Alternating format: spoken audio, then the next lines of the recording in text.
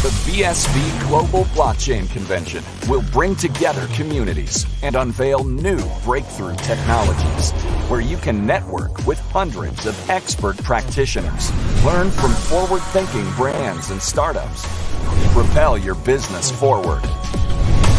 Join us at the BSV Global Blockchain Convention, May 24 to 26 in Dubai.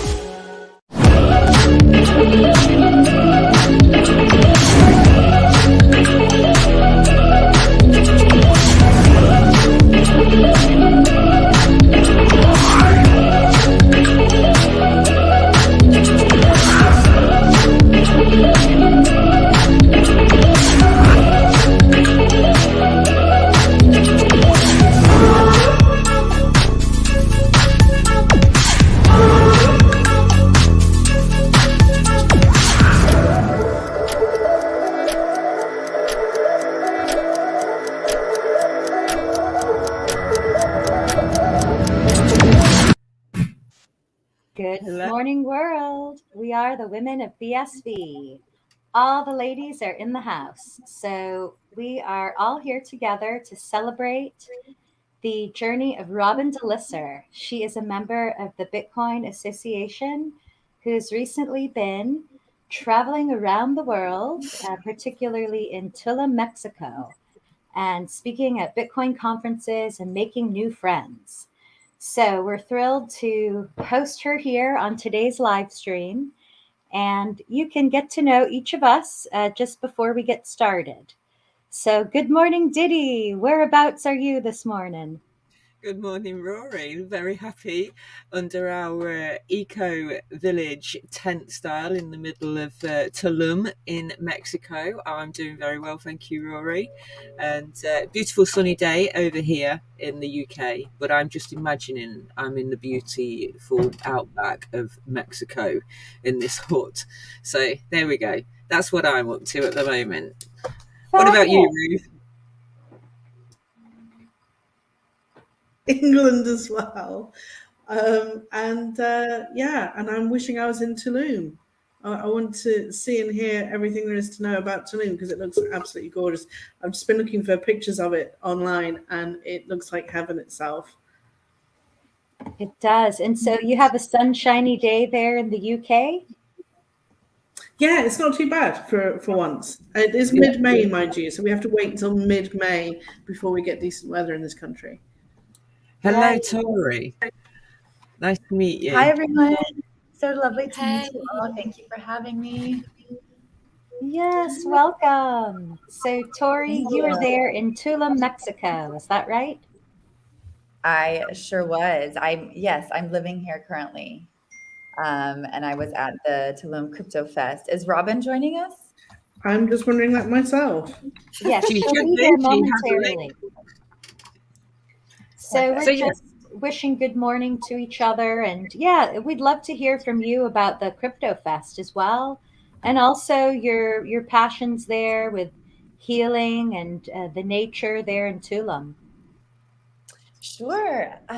Wow. Yes. So, I mean, it's been a whirlwind. I came here in September. I'm actually from Atlanta. And so I'm from Atlanta, Georgia. I came here in September, broke up with a guy in August, was in Mexico in September, and supporting my friend who leads women's spirituality retreats. And she's amazing. She teaches women how to really embody their emotions and really come back to ourselves, really come back to our hearts and really feel into these emotions that we're having because we carry a lot as women. And so it was just a super, super powerful event. It was at a beautiful location in the middle of the jungle in Akumal, which is about 20 minutes from Tulum. And it was at an eco-friendly lodge and resort. I mean, this land was in the process of being not developed, like no construction, but people from all over the world, like thousands of people came to Ekumal, EKUMAL, to build this beautiful eco-friendly lodge. And it's got a tree house. It's in the middle of the jungle. It was all vegan, vegetarian food and everything. And it was so healing. There was an amazing pool. They even have a cenote on the property.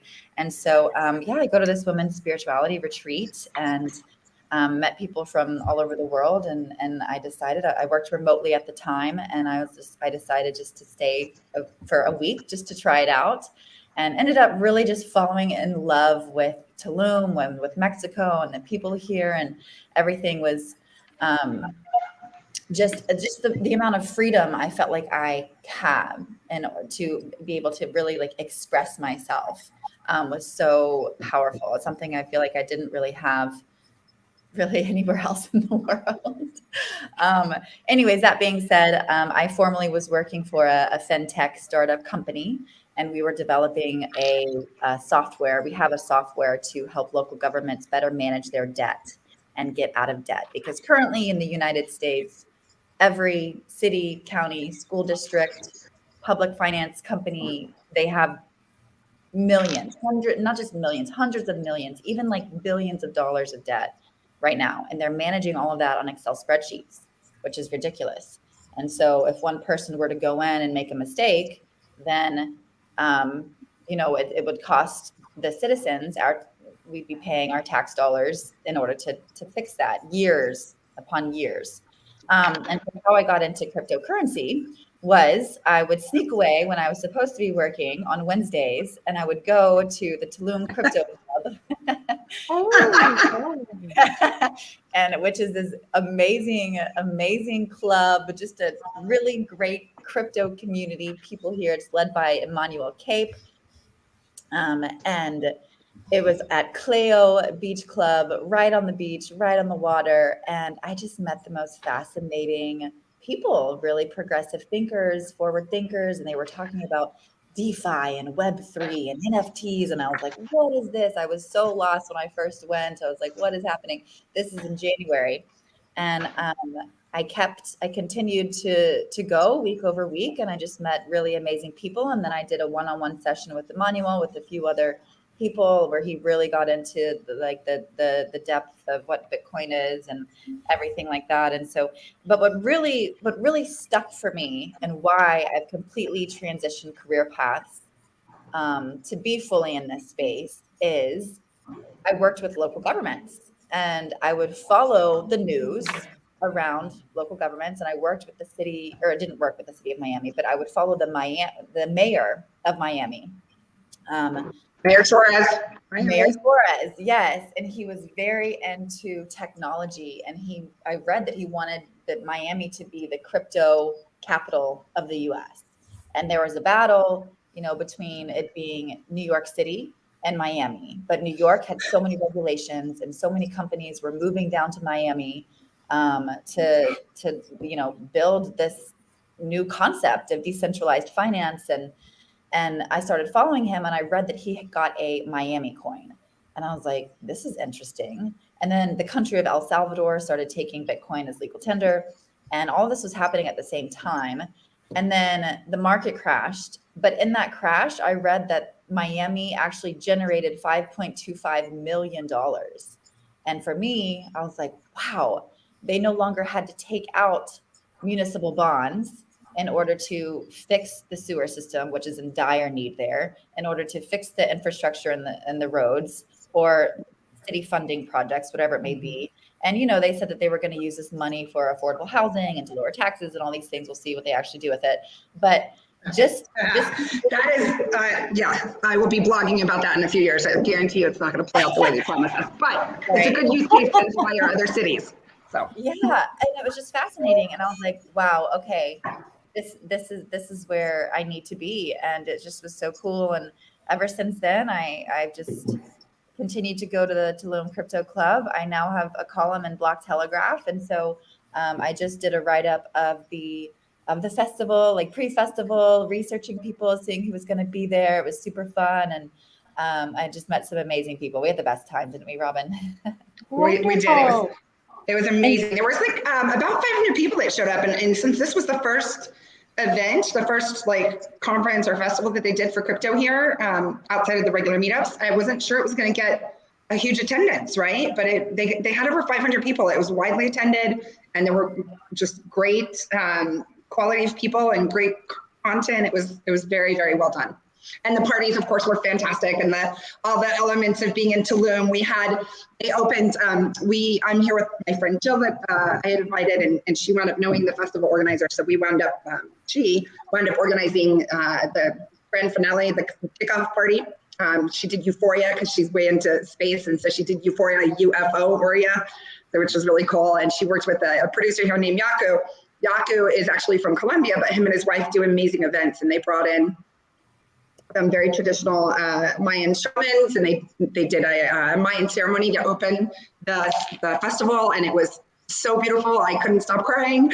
But they talked about taking care of the earth, and he said there's a folklore, I guess, that cacao beans were used as currency originally here, and he said personally he doesn't agree with that he has to research the history, but the folklore is that the cacao beans were the first currency, and now we have digital currencies. And he said his father used to tell him every day that you're making history, right? Every day, whatever you're doing is history. And what do you want to be said about what you contributed, which I thought was really beautiful. The whole ceremony was truly profound. And then they had other fun ceremonies. The second day they did Alice in Wonderland theme, and they gave everybody an orange pill. And it was like, they're orange pilling you to Bitcoin and digital currencies, if you will. And then the final ceremony. What did it taste like?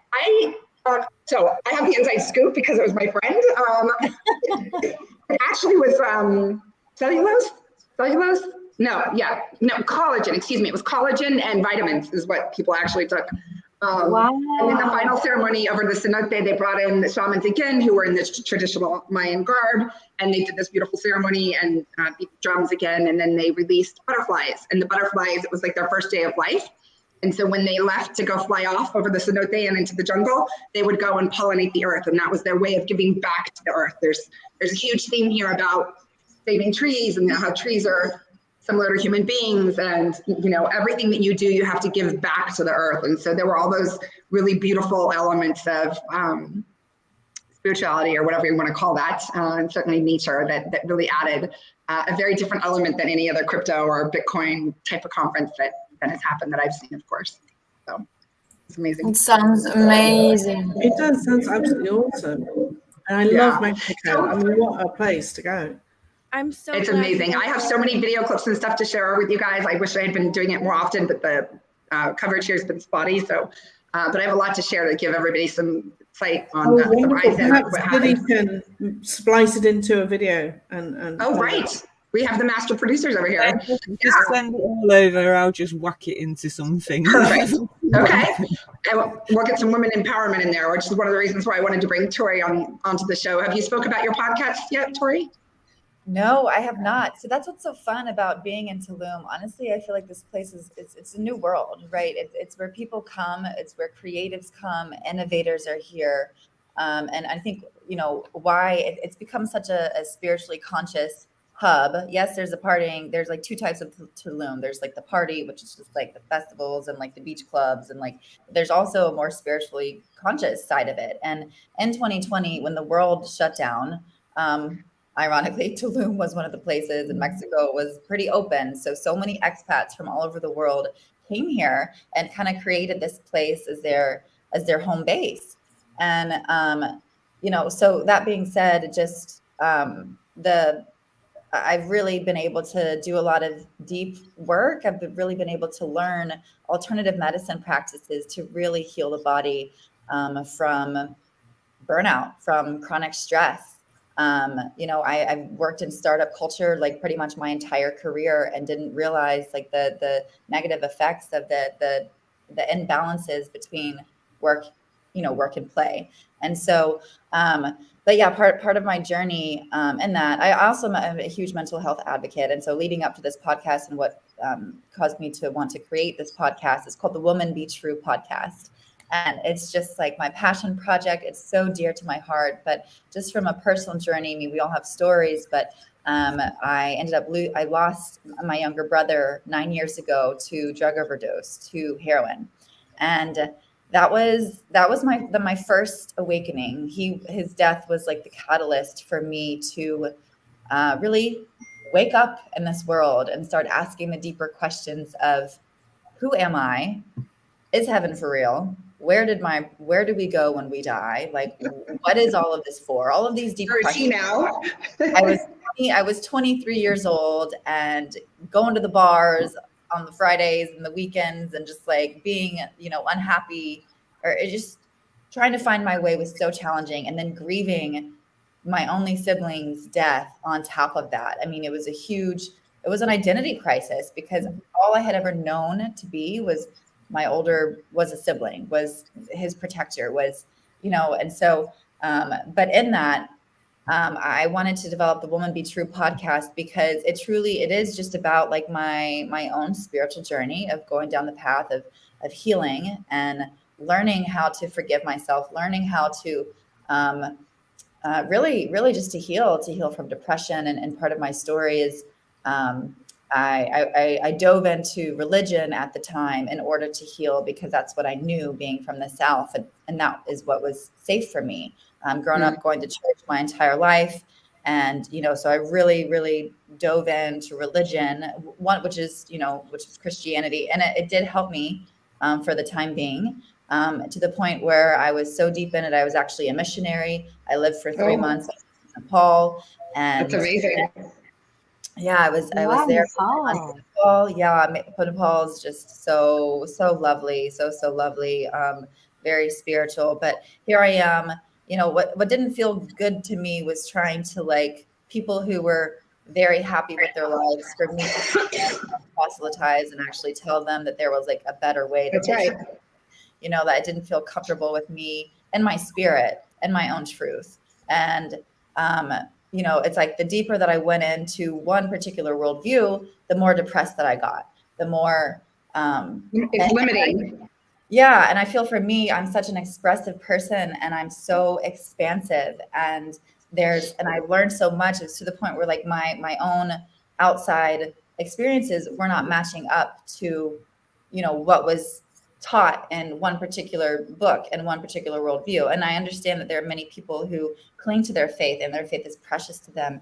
And, like, I understand that, and, that's where you are, then that's amazing if it's helping you in any shape, form, or fashion. Now, my view is just whatever helps you is going to help you. It's like, if people who are in recovery, if you need to do XYZ things in order to stay alive, do it, but anyway, so with this podcast, Won't Be True, really, I want to teach people alternative medicine practices in order to heal the body, because I was just taught that, pray to Jesus and everything will be okay. I wasn't really given, like, substantial tools in order to heal. And not only that, with the mental health industry, I'm really targeting going after big pharma.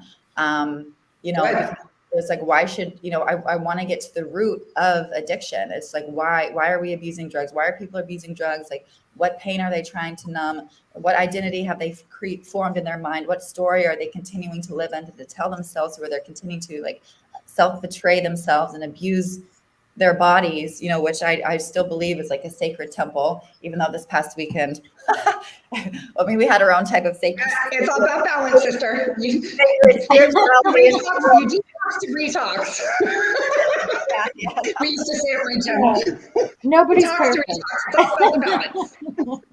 It's a balance. Deepak Chopra talks about that a lot, Tori. When he came to America, he worked for many, many years in psychology wards and with rehab specifically. And he talks about that when people go to alcohol or drugs, they're seeking God, they're seeking depth and something more, right? So that's beautiful. And Tori, it's not personal, but we talked about this when we first met. There's been a lot of headlines lately, families winning money from the big pharma companies. There was that wonderful movie that came out that everybody's raving about. I haven't even seen it yet. What was the name of the movie about the opioid addiction? Oh, I don't know. Anybody? No? There's a great documentary about how the opioid crisis got so bad in America and how it was fed by government and big pharma, right? That I definitely have to see. But when Tori and I were talking, I was saying, there's been these headlines that these families won money, and that's wonderful that they've won money, and we're starting to get eyes on it so that there's better legislation and control around it, but it doesn't give us those people back, right? And Tori shared that her family actually went and, I can't even say that without crying. Yeah. Her family went and tested. Thanks, Robin. Thank you. Thank you for seeing me. Thank you. I really appreciate it. You know, like that's what we're here to do. We're here to connect on the heart to heart level. And sometimes that means expressing these emotions or things will bubble up and tears will bubble up, but it's all good. It's all healing. And so that being said, another huge catalyst to me leaving this job where I was working in sales, which wasn't ultimately like my mission or purpose in this life, or, you know, was my dad was one of 26 people chosen to testify against the Sackler family. They had a trial on March 10th, and the Sackler family, they are the inventors. Well, who are they, first of all, for people that don't know? Who is the Sackler family? They invented Oxycontin, and they own Purdue Pharma, and they invented Oxycontin. And Oxycontin has killed 500,000 Americans from the 90s until now. And you know, I have a friend that runs the rehab. Sorry, I mean, our internet's a little bit spotty. I have a friend that runs a recommendation referral service. When you call to put somebody in rehab, he's the person that says, okay, you know, these places would be good, whatever. He said the rate of recovery for opiate addiction is 0.003%. 0.003% recovery from opiates. Yeah, I know. Yeah. It's why so low? Sorry, Ruth, go ahead. Why so low? Oh, because it's strongly. I think it's just that strong of an addiction. So incredibly addictive. And the reason why that they're getting in so much trouble in the States is because they knew how addictive this drug was. Initially, I don't believe that it was their intention to have so many people hooked on their drug and for people to be overdosing and dying, right? Like, you know, there are positive things to the medical industry and developing products that can like help us. We can go down a long rabbit hole with that one. There's a lot of people that don't care, that want to clean the earth of lots of populations. So, yeah. And so, so it was just so highly addictive, and why they're getting in so much trouble is because they knew how addictive it was, but they lied to the doctors, they lied to Big Pharma. They had so many different marketing strategies in order to really, you know, have people believe that it wasn't as addictive as what it was. And then the greed got in the way, and they just took billions and billions and billions of dollars. And you know, rather than giving somebody a 30-day prescription. Subscription sounds more right. That's probably a Freudian slip right there. Subscription. You're on a renewal plan. Yeah. But well, I'm going to that shit to your door. Days or 90 days. And my brother took his first Oxycontin pill, which is so strong, when he was 9 years old. He got his tooth knocked out on the slide. You know, and so, and there's just a chemical reaction that takes place in the brain that you just like the drug. And so that was a huge catalyst for me. And that trial was March 10th. And I remember I was running around trying to find good Wi-Fi in Tulum so that I could work and so that I could do my day job. And I had this gut feeling, you know, as women, we're really tapped into our intuition. And I was like, I need to call my mom. And I call her, and she's all frantic. And she's like, your dad's given a speech. He's testifying. And I was like, what? And she went into these. She's like, yeah, he's going to be talking about the Purdue Pharma. And I was like, Purdue Pharma. And then she said the Sackler family. And I was putting two and two together. And she told me that he was going to be one of the 26 people that testified against them. And I was like, this is a huge deal. So I got the Wi-Fi, and I didn't do any work, and I was listening to all the people's testimonies, and my dad was the very last person to go. And it was in his testimony where I was just like, okay, no more. I have to share my story. I have to get out here. I have to teach people alternative ways to heal the body. And you know, some of those practices include breath work, and, you know, really like deep diving into the power of the breath, get the power that we have of just breathing, because my brother, he died because he stopped breathing. And now I want to teach people how to breathe in order to heal the body from the trauma. And it's really just sensing into the body, and certain things will come up. It's just moving the prana energy. So, and it's through that, it's through Kundalini yoga, it's through acupuncture, whether it's through, shamanic ceremonies that I've been part of. A lot of it has to do with plant medicine. It has to do with taking doses of mycelium and mushrooms and doing peyote ceremonies and ayahuasca. Consciousness, drugs that expand your consciousness. Yeah. Or actually, about organic for products that expand your podcasting? consciousness, I should say. Could you teach us? Because sometimes when we're podcasting, we might hold our breath because we're thinking or we're listening. So, what are some good breathwork routines that you do while going live? Well, I totally understand, because it's like, even in public speaking, right? There's just so much energy up here, and it's just like you want to hold your breath, and by the time you're up there, you do one sentence and you're completely out of breath. Right. So, well, really, I think awareness is truly the first step to any type of change. So if you are aware of it, you can consciously calm your body down, and you could consciously be like, okay, I'm not breathing. And I think it would even be okay, sometimes, at a public audience, just to be like, whoa, okay, I'm going to pause and like take a breath. Why don't you take one with me? And the crowd will actually do that. The crowd will pause and you can all just have a nice, let's do it together. Okay, everybody breathe in for me. 1, 2, 3, breathe into the nose. And out, make a sigh with the mouth. Just let go of anything, any stagnant energy that needs to be removed from the body.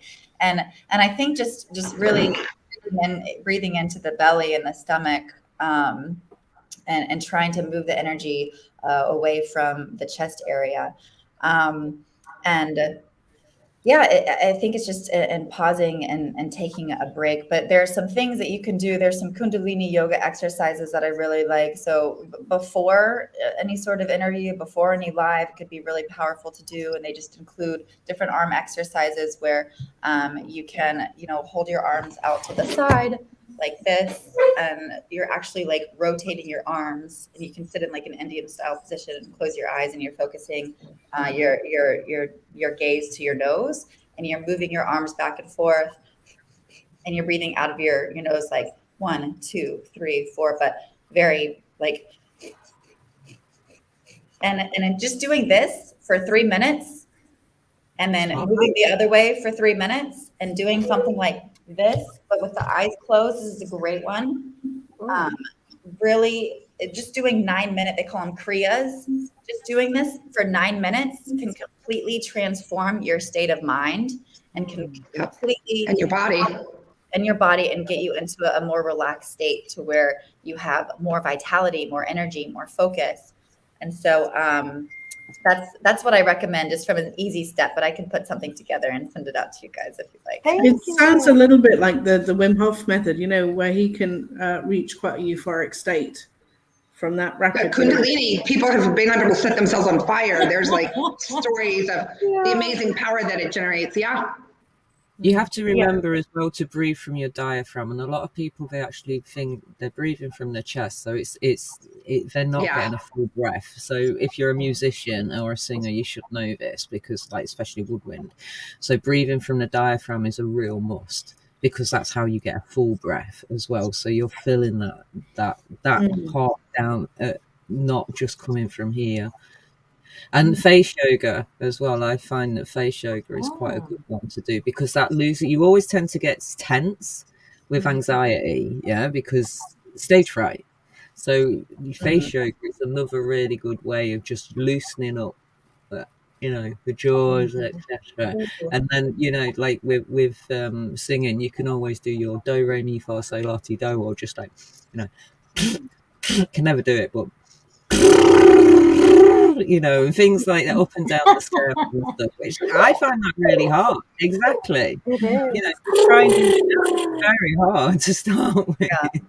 Well, and breath work, I'm sure you know about this story. If you do enough of it in the right ways, you can actually also enable your body to draw nourishment from the prana and like the sunlight and things like a plant And you don't need does. food and water as much. Yep. Yeah, so since we have, impending food supply crisis stuff, if you ever don't have food, you can do a lot of breath work and turn into a breatharian. So You certainly can. You can turn into a breatharian where there are people out there that literally just live off their breath, which is pretty wild.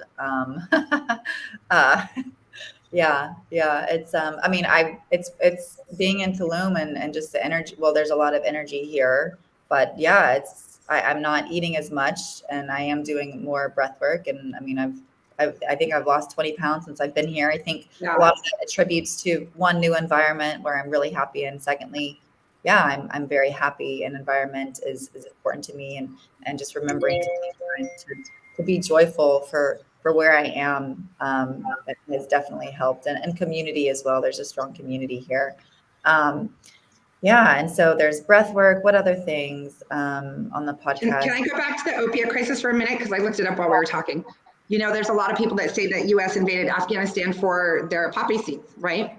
So in late 2017, we launched Operation Iron Tempest, which was a storm of airstrikes. The main target was a network of clandestine opium production labs that the U.S. officials said was helping to generate $200 million a year for drug money for the Taliban. Yet by 2002, the amount of opiates that they were producing had quadrupled. So going back to that theory of, did they knowingly contribute to spreading the addiction and the vast supply that was available for people to take? Who knows? But there's a lot of people that think that we went into Afghanistan. Can I chip in on this subject? Because the thing I find most shocking is that in America you're allowed to advertise pharmaceuticals. It's not allowed in the UK. And then That's the nature. So can I tell you, as a daughter of two heroin addicts, that my mom died when I was 2.5 from a heroin overdose? The reason I'm in BSV is because heroin and the government and Big Pharma completely destroyed my entire family. I grew up without parents because my dad got into heroin in Vietnam when he was over there. They were actually smuggling heroin back to the United States in the coffins marked "remains not viewable," and distributing it on our streets in order to destroy the families. So, Tori, you've been completely touching my heart the entire time you've been talking. Yeah, I mean, I literally am the result of the opioid crisis, and in children form. Growing up like that has been crazy, and seeing the world with those eyes is like, how is this happening in such a grand How do we allow it? So thank you for your work. I mean, I'm so grateful to see if there's people out there like your dad. I would give him the biggest hug. You know what I mean? Thank you. So keep going. Thank you. Big hugs virtually to Tori's dad right now. It was amazing. And another thing with that, my dad is very persistent. He worked in sales, and he was writing letters to the people over this court case, and he was like, I want a voice in this, and it was his persistency that allowed him to testify, and it was the magnitude of the weight of not only him representing my own family and hearing that, but it was the millions and millions of Americans and daughters and other siblings and family members and parents who have lost a loved one to this crisis, and it was so powerful and so beautiful, and it was just like, wow, like I really want to be doing work in advocacy. And so I'm so sorry for your loss, Casey, but I'm so glad that you're here with us and doing the Women of BSV, and love to connect. And then it turned you into an amazing mother. Thank you. Yeah, fentanyl is a huge problem now. My dad, being a heroin addict my whole life, he finally was taken out a couple of years ago in January by fentanyl. Just, you know what I mean? So that is, and it's fentanyl what they used to get opiate addicts off of, isn't that what they use, is like to wean them off? Or I don't really know what it is. It's another pharmaceutical. It's Oh. it's so deadly. It's so deadly. I don't even understand. But I mean, Tori, I really want to talk to you after. I won't go into this now, but we are multidimensional beings in a multidimensional universe, and this is war. It is a spiritual war. So we have to clean it up. And the people that are awake and aware and talking about this is the only way it's going to happen. So just really grateful for you at the moment. And thank you, Robin. I'm so glad you went to Tulum instead of Brazil, man. Me too. No offense to River and Ryan. I didn't get to see you, Casey. River at this moment wants nothing to do with BSV. So I didn't get any BSV, stuff there at all. So. Listen, the work, the universe unfolds is yours to help you meet your destiny, right? So literally I was on the computer finally booking the tickets to Buenos Aires to come see you guys. And my friend is like, oh, we're all meeting in Tulum for my birthday, and I'll take you to the Mayan rooms, and we'll do shamanic ayahuasca ceremonies with 8th generation shamans. And I'm like, sorry, Brazil, I'm going. No, it's fine. Yeah. I saw that you had made that decision, and I stayed at the Sonara Hotel there in Tulum. That is the most beautiful hotel. I would love to go back there. I'll have to go check it out then. Yeah, it's right next to Real Coconut. So go there and go to their kitchen, go to their food, their restaurant there. It's the cleanest, most amazing food. And the owner I'm going to do that. I think I'm going to do that this afternoon. Thank you. Okay, I wish I could come join you. Can I lobby for a BSV meetup in Tulum? I would love that. Yes. I'm actually going to wind up staying here for a month or two. I'm going to try and make it to Dubai next week for a convention, but then I'm coming back. My friend Jill decided to stay for a month or two. And then we have to be in Miami for Art Basel by December, but we're actually going to stay around the area for a little while because it's been so amazing. So awesome. I'm so happy. I will definitely organize. We need a retreat. We're going to go to Korppi, and Korppi's going to put on a survival. So I'm jumping in here to touch on Bitcoin and also the opioid crisis. We did hear in London 2020 CoinGeek conference about EHR data and their plans for using the transparency of the blockchain to bring a new opportunity into this space where the pharmacy vendors at grocery stores or local places would have greater insight into the patient that is there to fill the prescription and to log it all on the blockchain. I do know that the founder of EHR Data, he did pass away.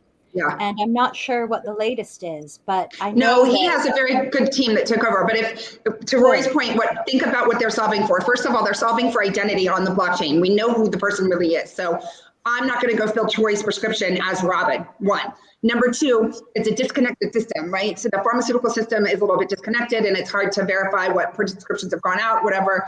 And so they have a very brilliant way of bringing all the data together and storing it immutably time-stamped on the time chain, on the blockchain. So it solves for identity, it solves for abuse of narcotics, it solves for a lot of different things. And Rory, I was going to bring this point up before the end of our call, but since you just brought up EHR Data and CoinGeek London, I don't know if anybody in our network, Tori, we all are women of Bitcoin Satoshi vision. We believe that BSV is the real Bitcoin. We're not going to go down that rabbit hole, or just for a little bit of backdrop with this story. We believe that Dr. Craig Stephen Wright is Satoshi, and I would actually stake my life on it, given the amount of research that I've done. And I sat in the trials when I did the research. It was because a trial happened in my backyard in Florida, and that trial basically said that that a man that lived in Palm Beach County had died, and that his father got an email from somebody in London who said their son was one of 3 people that helped me create Bitcoin. No matter what you do, don't lose his hard drives. And someday I'll help you recover the amount of money that he would have been due. And so basically this trial ensued, the brother takes over, whatever. So the gentleman that died was a cryptographer, extremely well-known cryptographer. He was part of the largest cryptography groups in the world, an extremely prolific writer, lots of white papers. He was part of ISACA and ISA, which are the 2 big security groups. And he had done tons of work for Department of Defense and CIA and NSA and every intelligence group there was. And he was also a retired, he was a veteran, and he was also a retired police officer in Palm Beach County.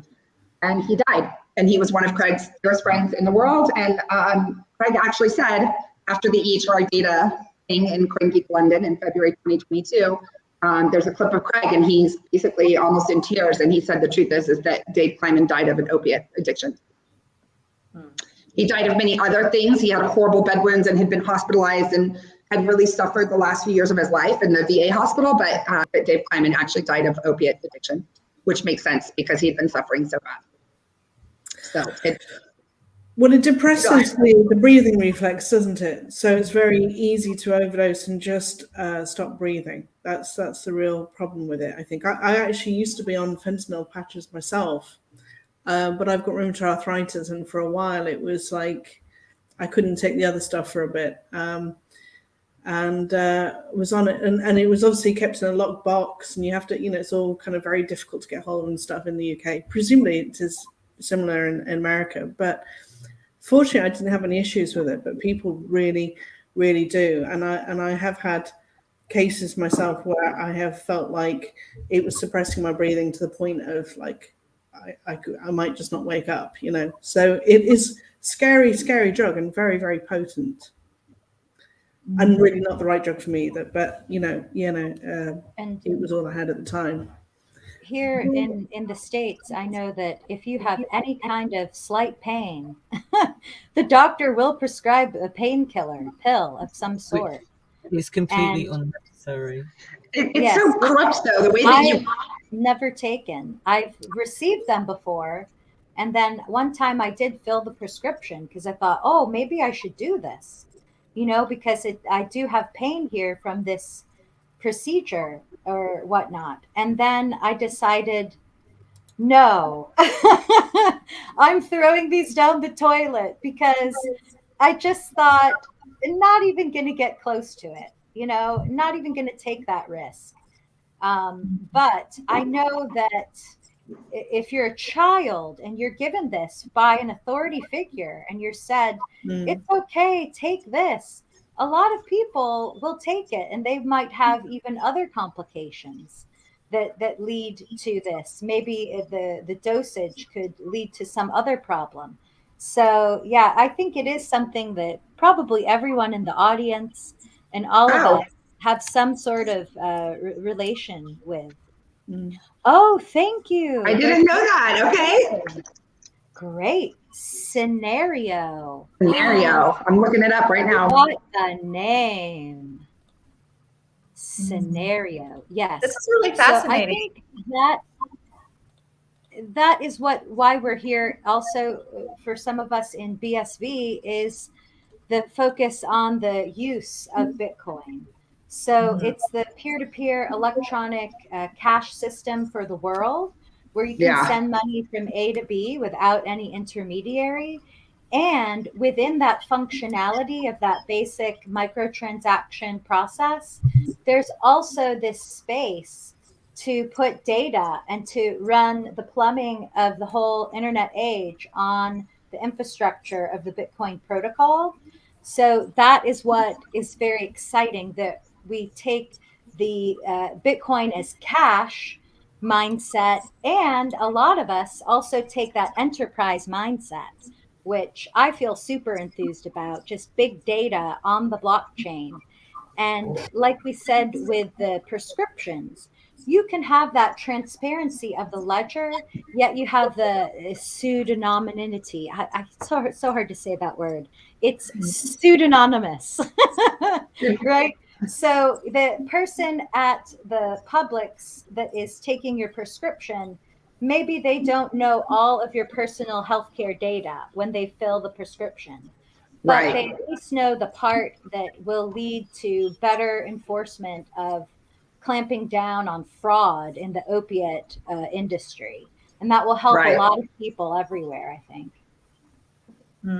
This also is fascinating. I didn't realize this, and this is a true testament to the power of the world that we're stepping into, and so that's what I want to cover in my column with Block Telegraph, is how incorporating the blockchain with mental health, and with giving more power to underrepresented communities. And so it's like, if we are developing a new world, then what are some ways that we can actually make it good, that's not associated with greed or power or the old systems. So this is great.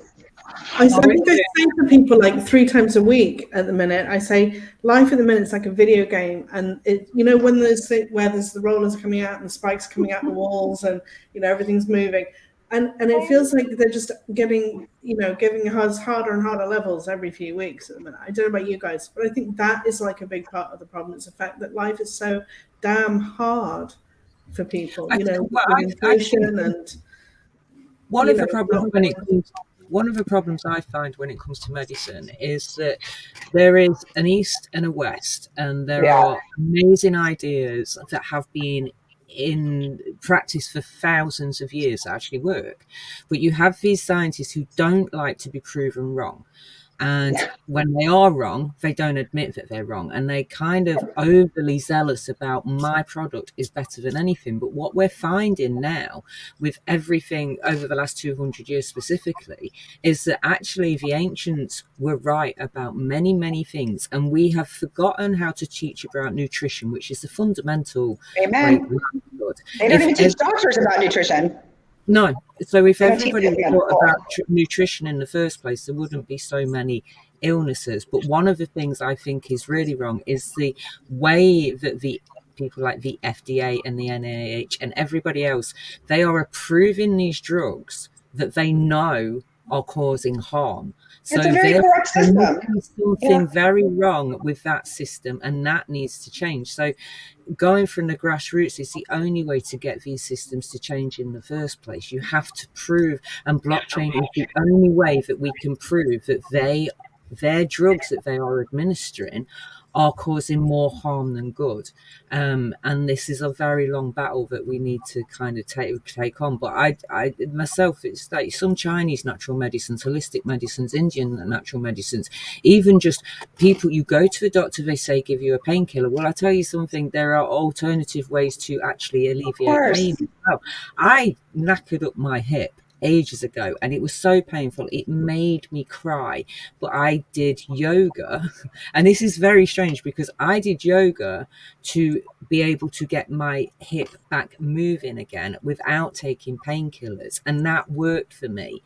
But I know other people have, like, you know, different things have happened, but so I think it also depends. We've become weaker, whereas we believe that our pain threshold is like very minimal, but actually really our pain threshold is really high.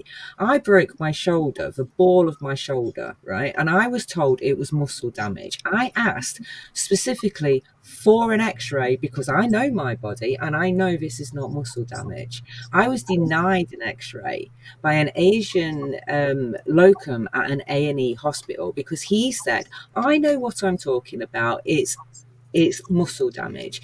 I think one of the other problems is that they don't trust that we know our own bodies better than anybody else because we're living in them every single day. So instead of going, like, they're basically being belittled. And I don't mean this by everybody. This is my experience. The industry, the whole system. Just having some respect for the fact that we actually understand what works in our bodies and what pain hurts us and doesn't hurt us should be something that they take into consideration instead of going no.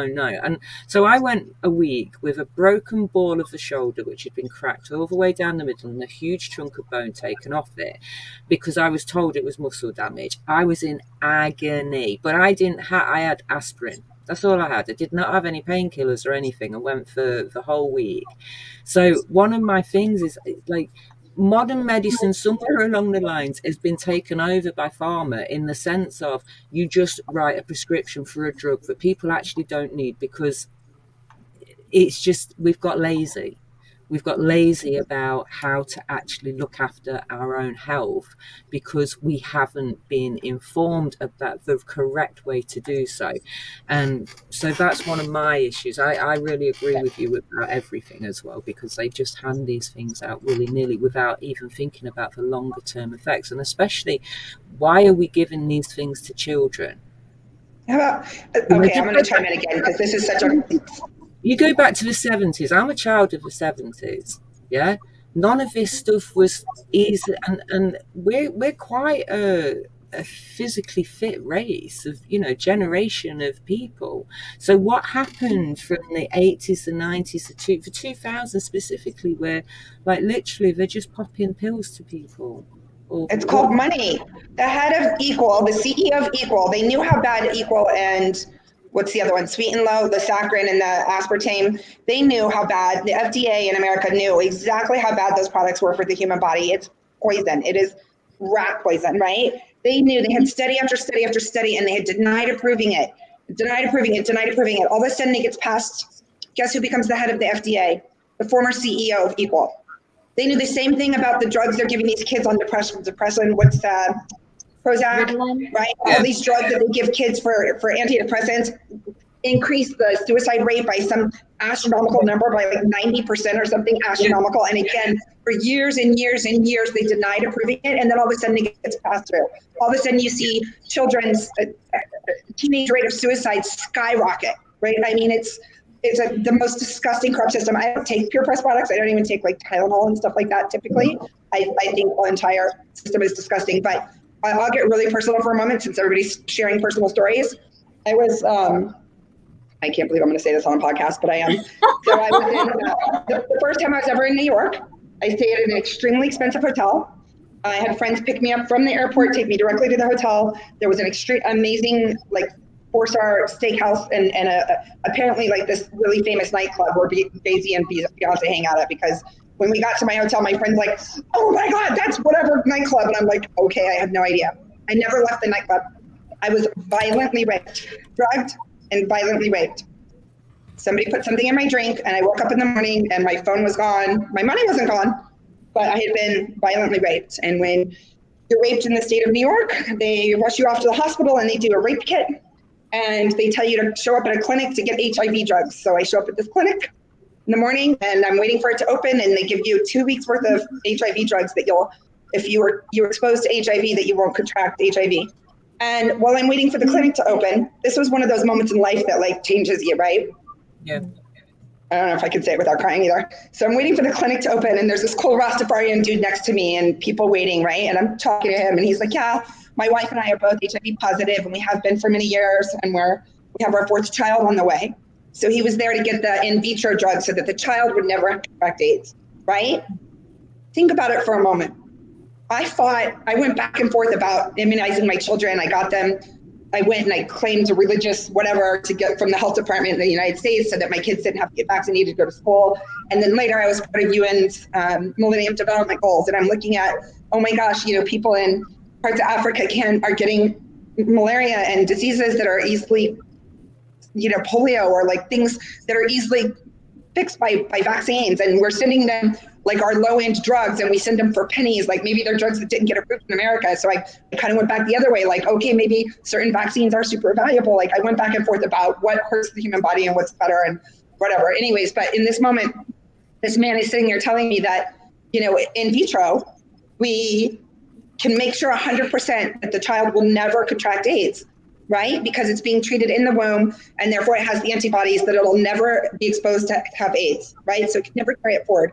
Think about that for a moment. We could then give that to every single human being born on the planet and completely wipe out AIDS in 1 or 2 generations, but we don't. We don't because it's not profitable, and we don't because there's a lot of people that want certain populations to disappear because they believe in a superior race. And I've had a lot of interesting conversations about that with people over the last few weeks, people in the space industry and people in high up industries that advocate for that. I'm not going to lie, as much as Tulum has been an amazing experience, there was a guy making a joke about, at the crypto meetup, he thought this was really funny to joke about what's the thing that they're extracting from children supposedly to create, what is it? Adrenochrome. Adrenochrome. He made a joke about extracting adrenochrome from young children so that everybody here would have longer life, and he thought that was funny. And I almost got up and walked out of the meetup like, that's not funny. Like, this is really happening and children are suffering because people believe that gives them life force, or that, that again, these eugenics, that we need to wipe out certain populations so that only the superior race survives and we can go on and live out in outer space and be the superior being and crazy shit, right? But anyways, it just, the corruption in the industry. Did we go into Afghanistan for the poppy seeds so that we could now make tons of money on the opiate crisis? And then the opiate crisis in America got astronomically huge and millions of lives were lost and families destroyed. We could wipe out HIV right now across the globe, but we don't, right? Cancer, it's not profitable to find a cure for cancer. We know there's cures for cancer, but it's not profitable. And the doctors who come out with these and publish them suddenly die in mysterious deaths all over the world. I mean, it's really, when you start uncovering the layers and you really do the research, it's really quite scary. Yeah, and then there's that which will not be talked about online at the moment, which we probably shouldn't talk about, so I won't. But yeah, it's getting crazier by the day. I mean, they're going to discuss it this weekend, aren't they? They're going to have a treaty that's going to allow the WHO wants a treaty so that they can dictate to everybody in the world what health measures that we should use. Even bearing in mind that in the 1980s, in the early 80s in Africa, they gave 50 million people the smallpox vaccine, which actually caused AIDS. Yep. This is the WHO. Who also want to make Bill Gates the World Health Czar. Say that again? They want to make Bill Gates the World Health Czar. And his father was one of the 3 primary men that put up the Georgia Guidestones that absolutely believes in eugenics. Yeah, eugenicist. Yes, eugenicist, whatever. All right, sorry to go down such a rabbit hole, Tori. No. I'm not trying to drag everyone into conspiracy theories, but it's definitely. Thank you for sharing that with us. Well, the blockchain also, I mean, specifically BSV, is actually to keep a record of all of this, like, so that, like you say, in a time-stamped order that cannot be deleted, so that the proof and the evidence is there for future generations. And it's literally, I think, one of the only things that us as a generation can do for the future of generations.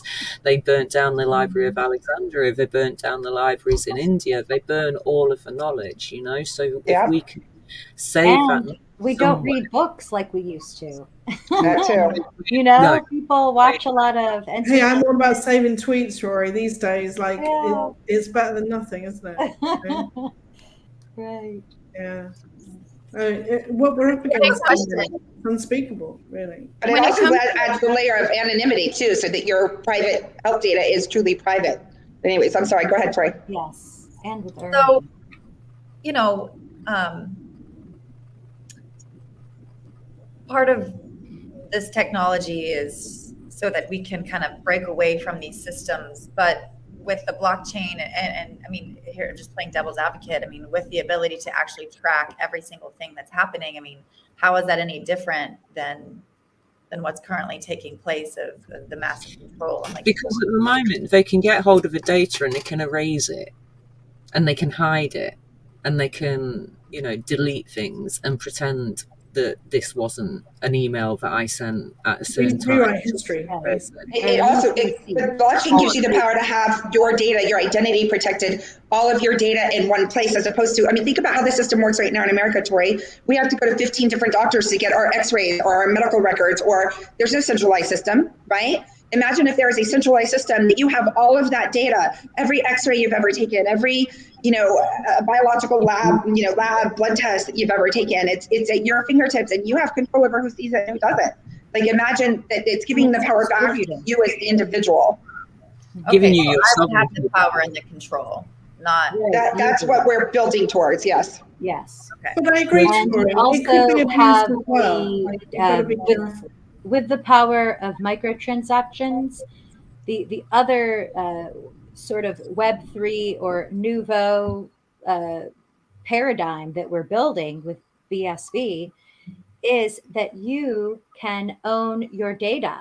So rather than how it is now where you interact with websites and then the overarching metadata is taken up and then sold to third parties, how it is with BSV is that we have our data as the user of a website or the metadata that is connected to me as a user. I can choose whether or not to sell that to a third party. And it's all done through a microtransaction, which I've learned just last month that there's different definitions of even a micropayment. Some people think it's as much as $1, but a micropayment is under a penny. Maybe way less than one red cent, as they used to say in America, or 1 penny. So that means that it's affordable to have this new model where you can choose through HIPAA, you keep your information private, or if you do want to sell your data to make some streaming income, then you can do that through the power of micropayments. So another way of thinking of that, Tori, is if you think of social media right now, like you go on Twitter or Facebook, and they're obvious for the product, right? They're selling your data, they're selling your information to go and send ads to you, right?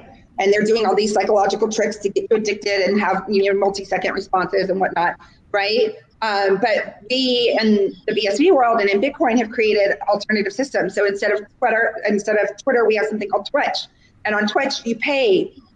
You get paid for your content, and if people share it, the more that it gets shared or liked, you get paid as the person sharing your content, right? So it changes the power structure.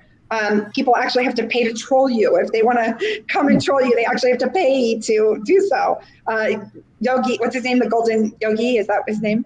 He was like, oh my God, what's your Twitch number last night at the party? And I'm like, 1038, it's on my Twitter profile, right? And he's like, this is so cool.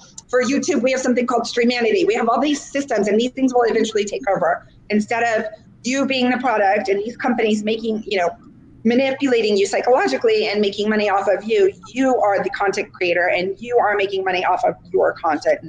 And so that's another way of looking at what Rory is describing. And if it right now, just perspective, right now on the BSV network, we can transact over 100,000 transactions per second for less than a penny, for like, I don't know, let's say less than 1/5 of a penny. The goal eventually is to be able to process petabytes of information, which is a massive amount of data in a transaction per second, right? So in a second, for less than 1,000th of a penny, that's the goal that we're working towards. That would be like the largest data processor on earth. And even right now, if we're doing 100 TPS, transactions per second, to give that some scale, Visa and MasterCard on their busiest day of the year on Black Fridays, they process somewhere between 60 and 70,000 transactions per second. And right now the BSV network is surpassing that. So it's fascinating. And again, that's gigabytes. Well, we'll get to petabytes of information eventually. So go ahead. And I'm sorry, I'm super enthused. I just have to add to this that those microtransactions then add up to become worthwhile as the incentive to the miners. So as the system of Bitcoin will reduce by 4s the block reward, then eventually it will become unprofitable unless there's massive scale with all of those transaction fees added up in the blocks. So it's the actual use case that will deliver that incentive when the subsidy tapers out over the long term. So therefore, all of these new business models, while they can empower individuals everywhere in the world and give us the ability to create whole new systems and business models, it also will sustain the actual system of Bitcoin itself for, I don't know, what is the timeline? Is it like 1,000 years? I don't know. Which timeline? For the length of Bitcoin. I mean, how long does Bitcoin last? I think the idea is that it lasts indefinitely. If we get wiped out and some species finds it later on, it's a record of human history. I don't know.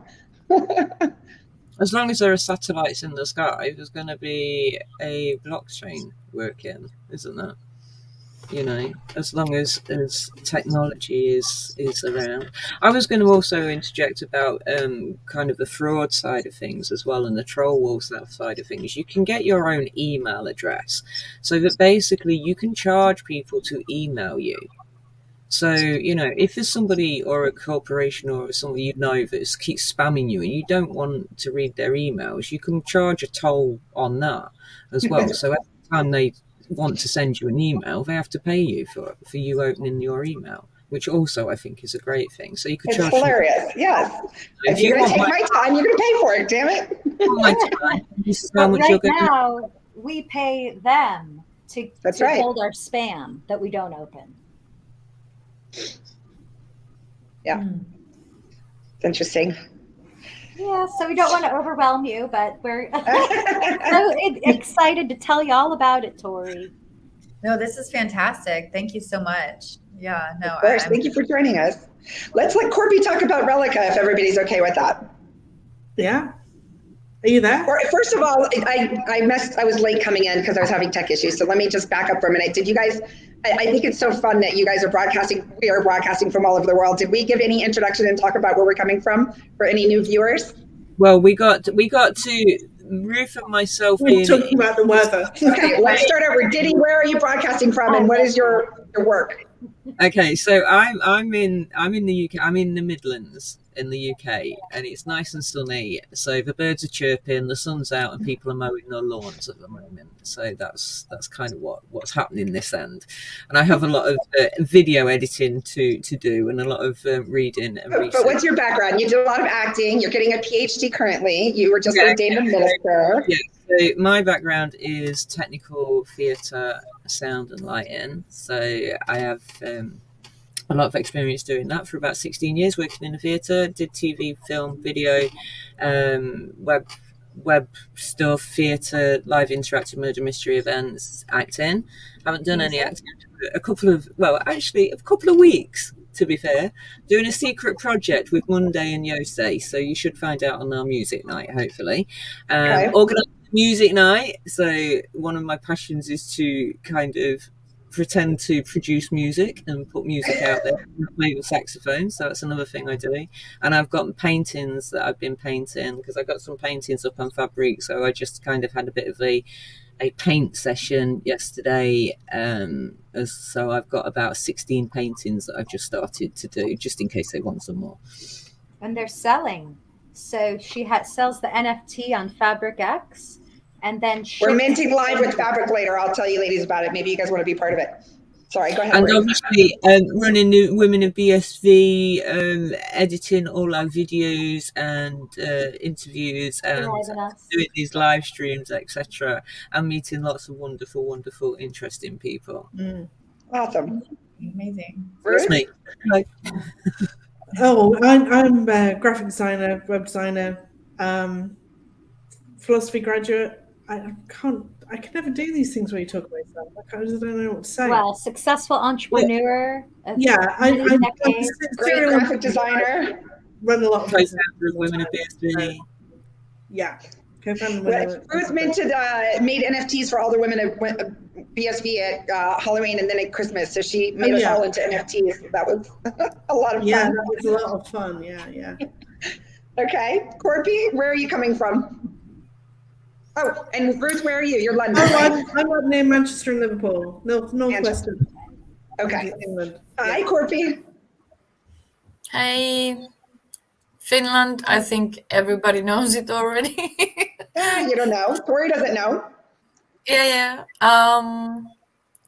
So nice to meet you, Tori. Nice to meet you. And what was the question? Where I'm from? What's your background? What's your work?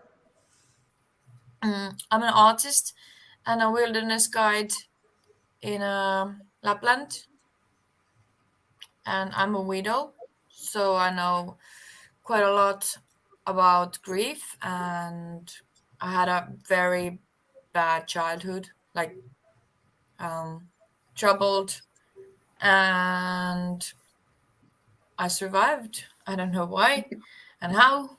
But I think it's the nature. Because you're badass, strong woman? Sorry? Because you're badass and a strong woman? Here to teach others? That might be it. Yeah. Okay. That might be it. And you've got some NFTs. Yeah. And a show. Yeah, Korppi's very active on Twetch, and she's made quite a bunch of buying and selling NFTs, and very probably a great showcase or use case for Twetch and all its capabilities and how to monetize things as well. Amazing. Okay. Awesome. Rory? Yes, hello. So I am your neighbor, Tori from Marietta. I know. I'm from Ackworth. Like, you know, I went to Harrison High School. We lived. I Yeah, went to Walton. Wow. Wow. Yeah. Yes. Okay. Yes, I It's know amazing. it. I'm so excited to meet you and welcome you back to Atlanta when you do come back anytime. I think So I'm we going to can have come some visit. Bitcoin meetups. I will visit you for sure. Good. Yes, well, I'm big on the Marietta Square. I know that you have the Ackworth Square, which is also adorable. I've been there for their different art festivals before. And same with Marietta Square. They just every weekend there's a food festival, an art festival. One time I saw a festival happening and I walked up to go get a smoothie. And this lady came up to me and said, "We're filming a movie. This is not real." Oh, They had you a fake smoothie? So it was a movie set. Did you like, am I getting paid for my part here? That's amazing. Wow. It was Rory, right what's your there in little background? old Marietta. We say Marietta. Yes, so I did Marietta, I do a lot of different jobs. I do things, I wanted to focus on positive relationship between the United States and China. So after I graduated from KSU, I moved to Beijing and I worked as an English teacher. And just like you're saying, with all of the expats all in one place, it was an extremely creative, thriving time, learning from people from all over the world, languages, music. It was just wonderful. But I always did very simple jobs and with a lot of love and have a variety of experiences. And then I came home. I did work in Buckhead and it was fabulous there. I was right by Tab and I was working there and became a recruiter like Robin. So then I decided to leave that industry to focus solely on BSV because I had heard George Gilder give his talks on life after Google. And I heard Dr. Wright talk about his vision. And so I thought, with the enterprise on Bitcoin, what I'm doing now is enterprise on the cloud. So why not just, take a risk and go off into this new world with nothing planned? So I did that, and I have my freedom of speech because I work for myself and learn many interesting systems and business processes along the way. And also building up the recruiting operations for developers into BSV because there is a lot of work to be done. So use that excellence from Buckhead corporate world and bring that into BSV. So that's what I'm all, ride or die on.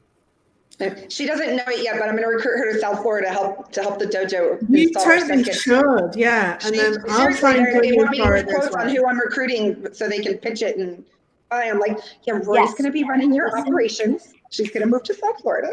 My mentor at the glass company was amazing. She was like, Rory, we run hair on fire around here. And we would just go. And we built up offices all across the United States.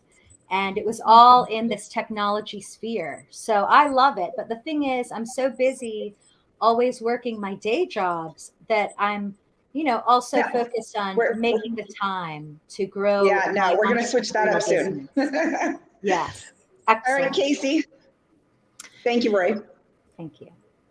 Well, Casey Hamilton and co-founder of Women of BSV and also co-founder with Ryan X. Charles of Heartmail, which is going to be a suite of products for influencers and people in marketing to be able to monetize their message and get it out uninhibited on their own platforms.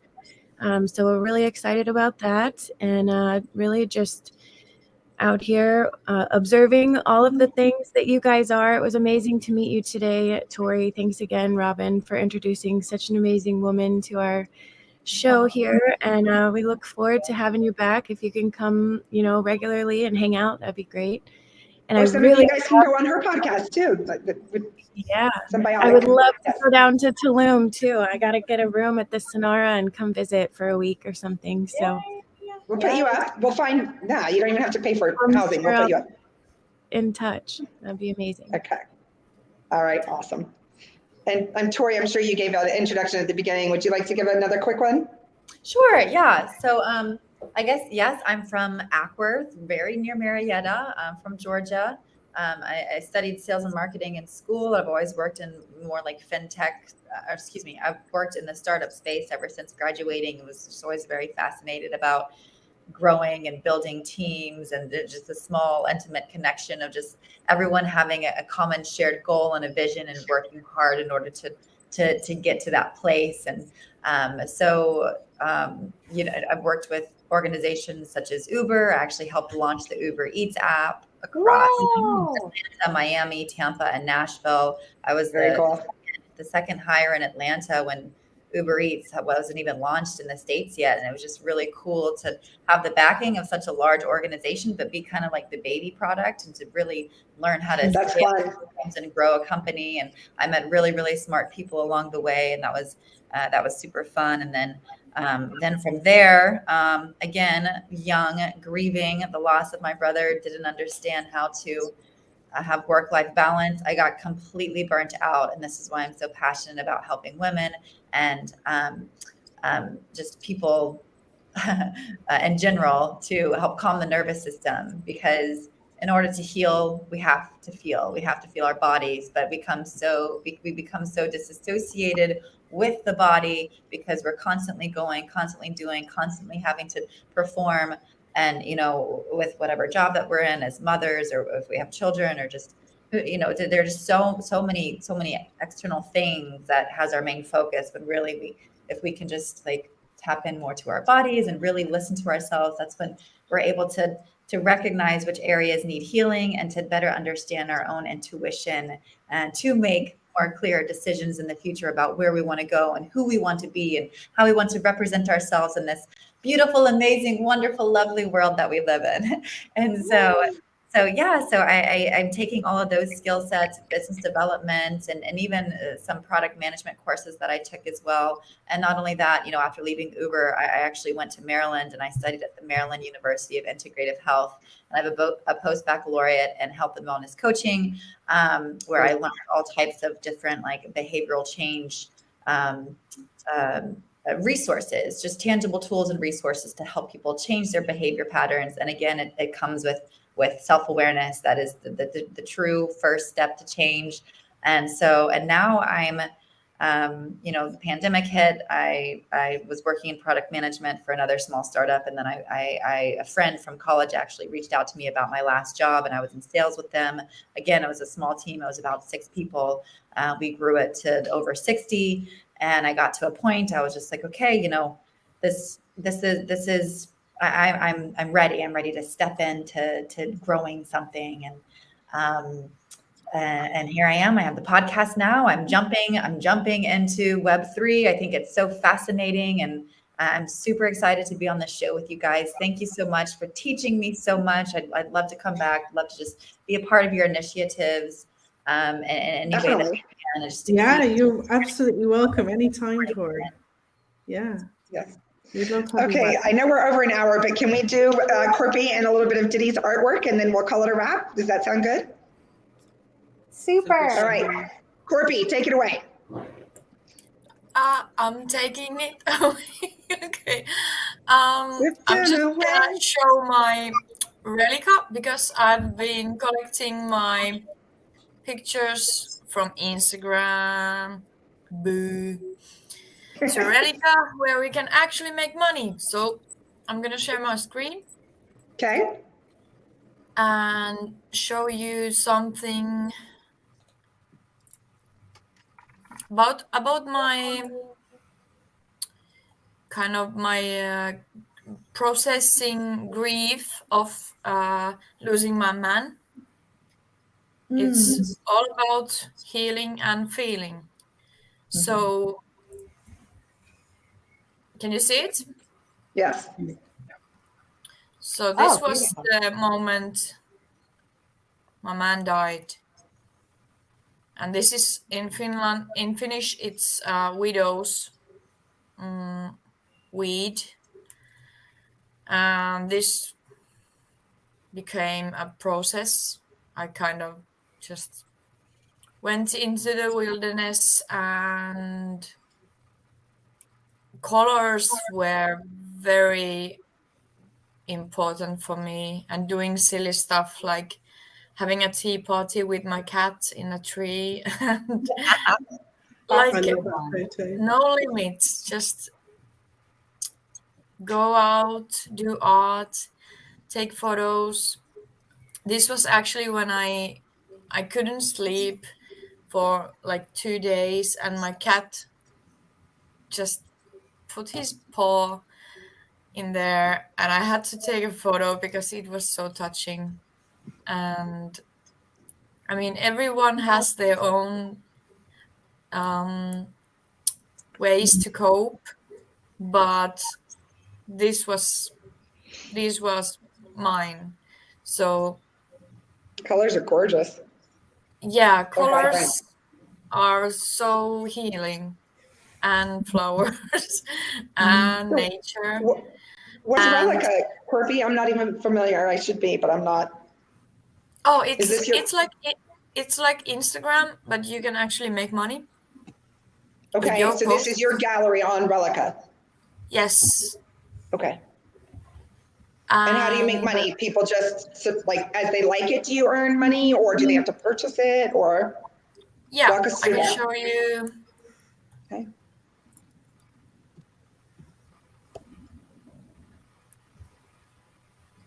Here's my activity log, and every like is at 2 cents. Okay. So, and I have made like over $20 here just by with the same stuff I put in Instagram. So Sure. there's no reason for me to be in Instagram after I have gotten my friends from there to here, because, well, Yeah, if anything, it's like a feeder system, right? yeah, we want to own our data, and we really have to own our data. It's necessity for me, actually, as an artist, and I think for all of us. So yeah, that's my tiny story. That's amazing. What's your best NFT story so far? Because I know you share with us privately in our group chat, but what's your biggest moneymaker in NFT so far, so you can inspire other people? Oh no. I mean, you don't have to share how much you made, but like, what have you been doing with NFTs? I mint, and I'm lucky, and I sell. Luck is when preparation meets opportunity, first of all. So lucky. Yeah. And also a good internet connection, because it's so flooded with people trying to mint.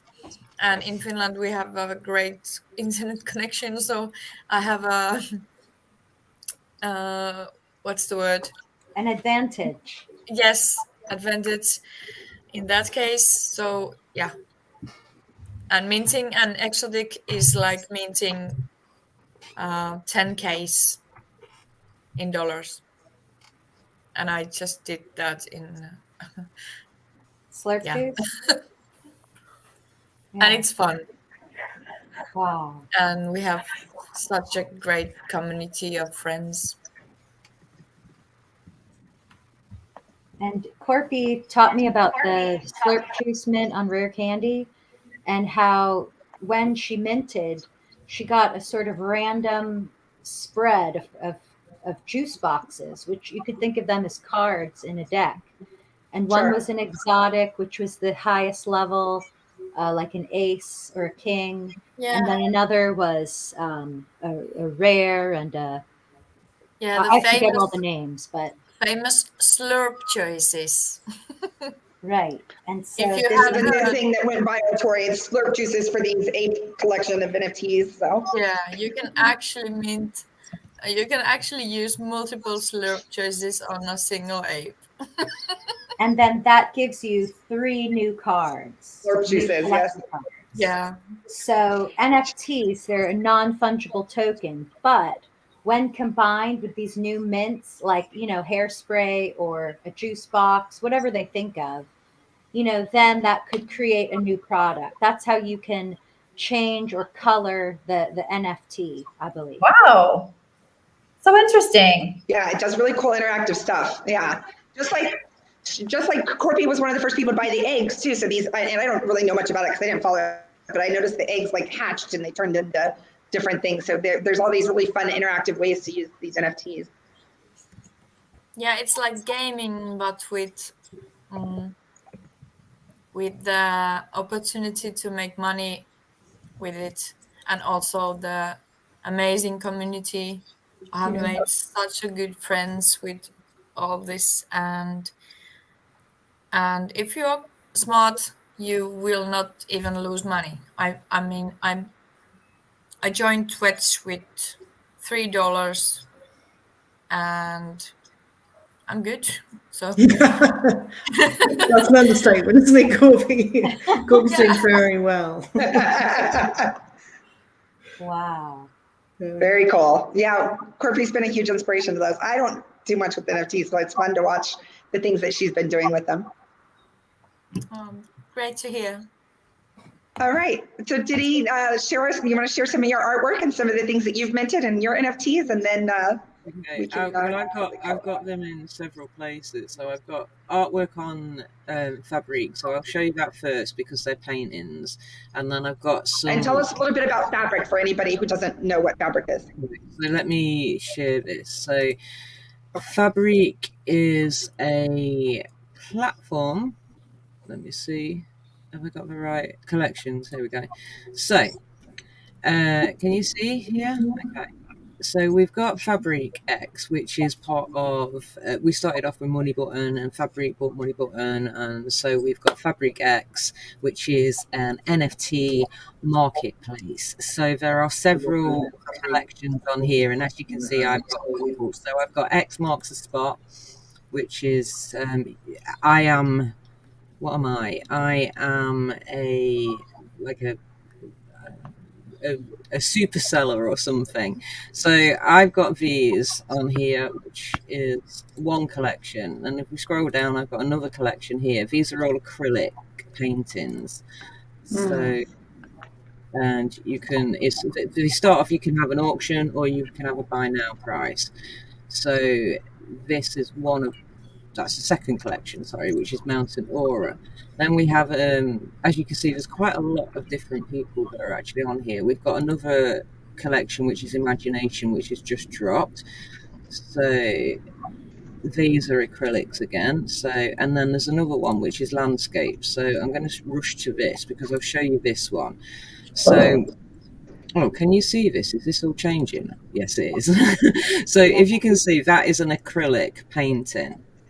Okay, so if somebody buys one of my acrylics on Fabric X, they're not just getting a digital print of the actual artwork, they're going to get a physical backed item with the artwork. So for example, this one is like in a frame, so it's that size, and then that is the original artwork. So they will get the original artwork, and that will get sent to them. So I'm not doing the way that Korppi is doing, which is mainly just digital art. I'm doing digital with a backed product. So that is that screen there. But also I've also got a Relica, and these are things that aren't actually for sale, but these are just other things that I do, and these are digital prints. So I started drawing years and years and years ago, and I started with faces. So literally this is like a timeline of my artwork, which is on Relica. So the first one there, so as you can see, people can, you know, when they press they like something, then I earn a couple of pennies from it. So these were some like pencil drawings that I used to do, Terence Trent D'Arby, Sutcliffe, you know. Anybody recognize that? that's Clint Eastwood. And then we've got James Dean, you know, is Sporty Spice, you know. Oh, you must beckon to see it. So these are really old kind of pencil drawings. And then I started using an iPad. So these are all like really old things that I started using on the iPad. And then basically you can just see the progression as it goes through and stop messing around with things. And then, you know, getting a bit better on the old iPad there, you know. But again, this is on Relica. So it's like, I can put all of my pictures all in one place for people to see, and then if anybody actually likes them, they can click there. I'm sorry. Okay. So yeah, so I don't know if you recognise who that is. Face Off. Hey, very much so. And then obviously I got a lot better. So we've got Craig Mason here who came on our show. There's a self-portrait of me, you know. There's one of Willie Nelson through the ages, you know, so back in the 60s, the 80s, and sort of now. This is my best mate, Jimmy, who's from the Stray Dogs. And then there's a little, you know, so it's just different kinds of styles of artwork, etc. But I don't sell portraits, but I'll do commissions if people want commissions on portraits. And then I've got another Relica, which I use as my acting and modeling stuff. So that's just got loads of photos on it. What about Jamify, Diddy? What about Jamify? Jamify. Well, Jamify, okay, but Jamify, do you want to see Jamify? So you can let's talk about it in a minute, but can we tell people what Fabric X is? Because I've been telling people here in Tulum, my main talk has been about make sure that when you mint an NFT that the entire image is on chain, not just a hash of it on chain. And so I've been talking about products like, or solutions that solve for that, like Fabric X's marketplace to mint NFTs, or Relay X's or Rare Candy. So can we just, your artwork is on Fabric, and in fact, I just went on the website and I think this is one of your images flashing on the main website, Diddy. It's one of their banners. Yeah. Like I'm a super creator on Fabric because I actually have physical back products. But as you say, if you go to OpenSea or you go to the eForums, you put an NFT on their system, it's not actually kept on chain, it's offline, it's on some server somewhere that can just get deleted at any point in time. On a database or a cloud, yes.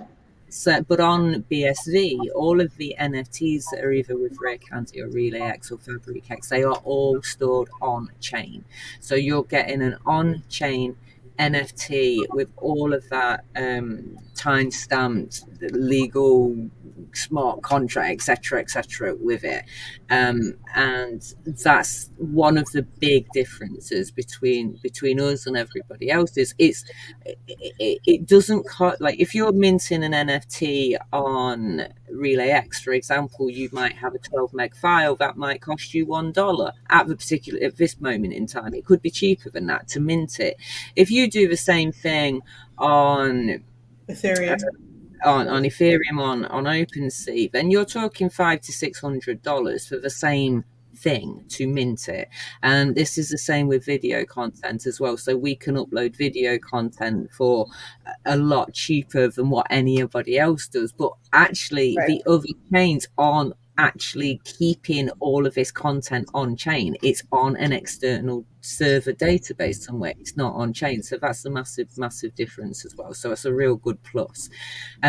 Fabric, they are curators, so they act more like a museum. So you send your artwork to them and they do everything for you. So they upload it onto their website, they mint it, they upload it onto their website, they do all of the advertising and the promotion. So I've been in several hundred articles all over the place because of the promotion that Fabric X are doing for their platform. So they have some really amazing artists as well. And Kelvin, I No has a lot of people who are really good fine artists and abstract artists who are in the art world that he's bringing into Fabric X. Also Roy Bernard, who we have got an interview with that will be coming out this week on Friday or Saturday. He is also an artist, and he is like the CEO of Fabric X as well. So they're an amazing set of people. They do take a commission, but they do promote you, like, you know, a lot. And they are really, like, literally, you have a question, they're straight on the ball back to you. They're a lovely team. They create everything. They are. And yeah, so it's just a different way of doing things. There are several platforms on BSV at the moment that you can upload your artwork to, but it depends on whether or not you want to do your own promotion or whether you want to do their promotion. So again, it also depends on what kind of art you're doing and how much of that have you got. If it's just a one-off, or if you can continually going to be supplying different artwork to them. Right. It's a very good solution. So Fabric with 2 I's, Fabric maybe it's pronounced, and then Fabric X is the marketplace for NFTs. Yeah, and there's the Galatia and Pygmalion, and they are dealing in fine art. So they actually deal with art galleries and museums. So does Fabric. Fabric is working with apparently, I'm not huge in the art world, so forgive my ignorance. Apparently Mexico City is actually the new hub of art right now.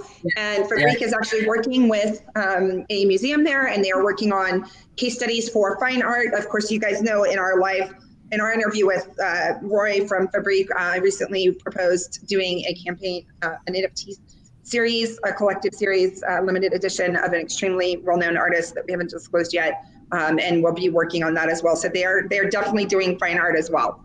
And interesting, I would love you guys' opinion, by the way, because one of the questions I got yesterday was that as this formerly unknown, never seen before painting came from this artist, his last painting sold for $100 million. This painting, I think it was 8x8.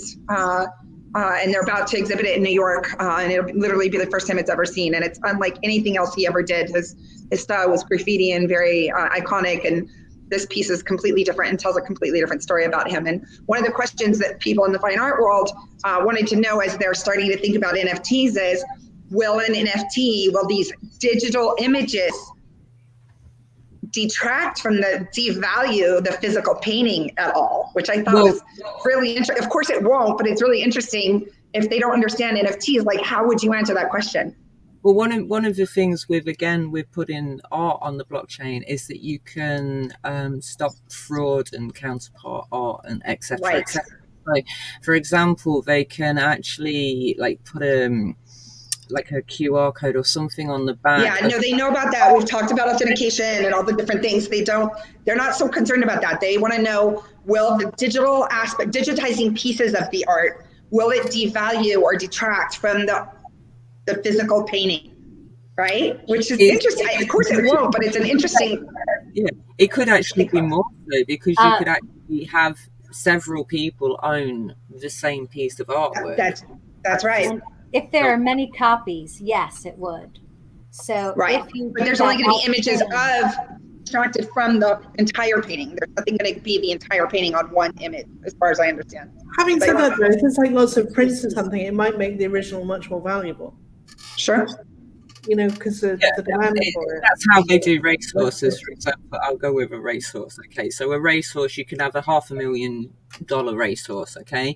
And you split that to a syndicate of 3,000 shares. So it's literally going to be the same. Do you know what I mean? It would be, you would value that artwork, split that at whatever the shares are. And then if people wanted to sell those shares on an open market, then that would either add or detract. Sure. Value. I should imagine that would be the way that it would be done.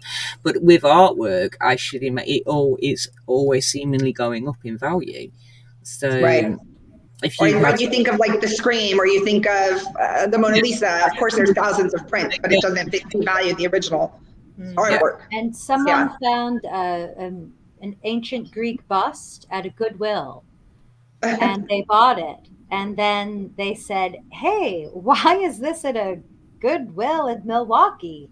And then they went and did some research, and it went all the way back to someone famous in history. It used to be in their palais or whatnot over there in Greece, in ancient Greece, or in Roman times, this bust.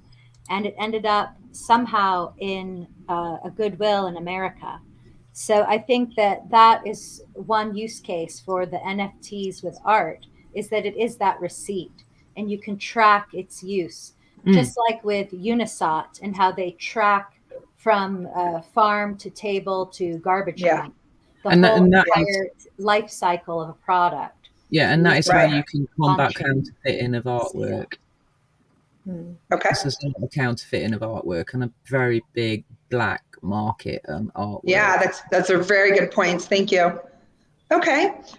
Rory, I believe Tori got KP Dad in the audience. Just open your box. All right. Rory's she's just going to unbox her coins that she's got from KP Dad. He's got this physical pegged NFTs that are really beautiful coins. So as you go on RelayX and make a purchase of a KP Dad Bitcoins with a Z, he sends it to you, priority mail.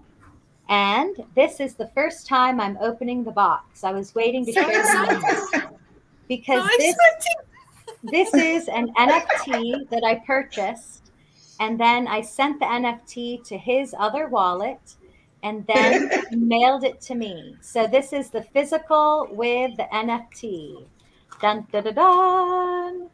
Yay! Drum roll, please. A lovely letter. It says, thanks, Rory, Bitcoin Z, KP Dad. So that's excellent. KP Dad's my neighbor in South Florida. Let me see. I'll just stand up a little bit, okay? Da da da da da da. Okay, shall I sing "Hey Big Spender"? Okay. Yes. Oh, how beautiful. Okay, so I bought number 3. Thank you, Diddy. So it comes in this box. And then here we have very easy to open. Let's see. Number 3. That's amazing. This is really special. Now, okay, I see. You open it like this. And then, oh, look at this beautiful packaging. Yeah. And this nice velvet wrap. This is my color. I love it. Oh, KP Dad. Okay. My color too. It's in a pouch. I can feel it. It feels rather firm and heavy. Okay. Now, here we have some kind of certificate of authenticity. There's she really right? Like I wasn't. I've got lots of merch in here, stickers. So I can hang these on the wall at the Jazz Fest in Atlanta. Ooh. And then this must be some kind of coin carrying case. So here we go. Hey, cool doll, right? There it is. Right onto the camera, yeah. Isn't it beautiful? Oh, nice. That's amazing. Yes. And so I chose the Apple Core one because I thought the white paper is golden itself. So I might as well, make a mint off the old core, right? So I chose this one. That's really pretty. Isn't that? And then here we go. Yes. Wow. Very pretty. Feels heavy. So this is, what is it, Ruth? 0.999% pure silver. The highest quality silver you can get. Yeah. Well, that one's got the white paper in it. Can you see that one? It's got the Ruth has big the white paper. paper version. Oh, that's very cool. I want one of those. Isn't that great? Yeah, me too. That's very, very cool. Yes. Yeah. So we And I'm just going to plug for a minute the fact that I've re-signed KP Dad's website. So buy Bitcoin. So we're stand by me. In the Women of BSV agency. And if anybody would like a website redesign or a logo, contact us. Okay. Now let's flip a coin. Heads or tails, everybody? Tails. Okay. Heads. Let's see. This is the Stokiotic process. It's heads. Yay! I knew it. I felt it. Intuition, baby. That's right. Very cool. Anyway, thank you. That was really fun to do. That was amazing. And anyone that wants to buy their own silver NFT physical object coin from KP Dad, go to buybitcoin with a letter Z.app. Yeah. Cool. And you can do Very that cool. from the apps. All right. I think Tori has one last thing she'd like to share. And then unless anybody else has anything, we should probably call it a wrap because we're almost at 2 hours. Yeah, we got to get ready for Greg. Oh, thank you guys so much for having me on this show. This has been super fun. I've learned a lot. You all are so inspiring. And, and we're all here to support each other as women. And I think one of the biggest things for me when I first stepped into the crypto Web3 space was, having a group of women to support me. And here in Tulum, there is, I'm volunteering with the NFT boutique. It's owned by Sandra Ponce de Leon, and I actually met Sandra at a beach cleanup early in February, and we were cleaning the beaches, and they had a big caravan. We went out to Sioncon, which is a beautiful bioreserve. Like it was, I think there was an organization that claimed that this territory needed to be preserved and taken care of. And unfortunately, it's so beautiful and it has so many different ecosystems and species of plants and animals, but there's just plastic everywhere. So we went there and we went and so, and in doing that, I met a woman named Sandra, and she was like my beach cleanup partner, and she was telling me all about NFTs. And this is when I was like, what is an NFT? What is, Bitcoin, all of these things. And she was like, yeah, I own the NFT boutique. And we partner with NFT collections around the world that are turning plastic into fuel and saving the planet, and eco-conscious friendly,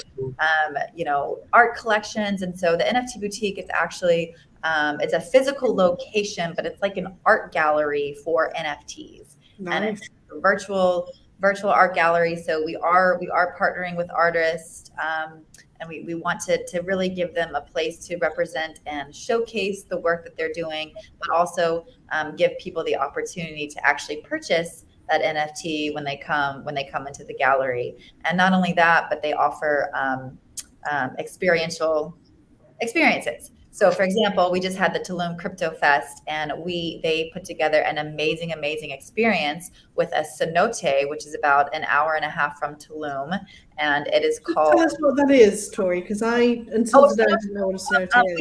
Yeah, I didn't know what that was either. But a cenote, it is a crystal clear water. So they say that thousands of years ago, many meteorites hit this particular area and caused these huge holes in the earth, which now are these. They have just a bunch of water, and it's but over thousands and thousands of years.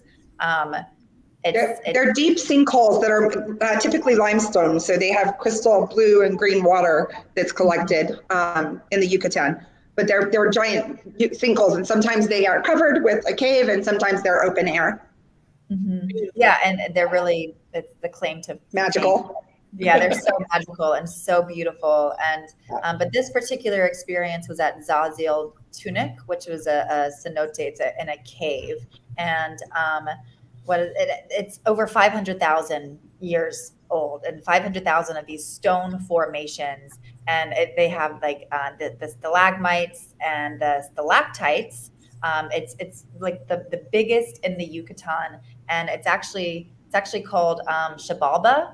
And so it's this massive formation coming out of this ceiling of this cavern, and then you have the cenote in the water underneath it, and it was just breathtaking. But the NFT boutique put on this whole experience for people that were at the festival. It was all free, and they were able to go to this cenote, and actually the Xibalba, it's a Xibalba NFT. They created an NFT out of this stone, and they're selling 10,000 of them, and they're trying to actually preserve this particular cenote, because what's happening, there are thousands of cenotes across the land, but people, they all like have a covering to them, but they're going in, and the construction companies are just like breaking the top so that they can drive develop on top. Well, not develop on top, but just to like have, you know, the more popular ones are the ones that are open and in the sunlight, not necessarily the ones in the cave. So they're really just trying to preserve this one. And it was such a beautiful experience. And the NFT boutique gives you the opportunity to partner with this really cool collections NFT collections that are saving the planet. So, and I'm currently working with them. We also do, you know, just different, come up with different ways to help artists. So I did want to share that and give them a little shout out. We have to go, guys. We have to organize a BSV conference there for sure. That would be amazing. I'll help organize. And the people that organized this one were wonderful. You would love them. So we could collaborate on something. That would be amazing. Oh, wonderful. Will you just show the one she's talking about really quick? Because it's particularly striking. What was it called? I just sent it in our links in our chat. It's Shabalba. I should do that. Hold on one second. Yes, that's Sha with a V or with a V? And Shabalba, it actually stands, Balba. It means the Mayan underworld. That right there is an NFT. Click on that first image. It's incredible. Can you click on it? Wow. I don't seem to want to let me.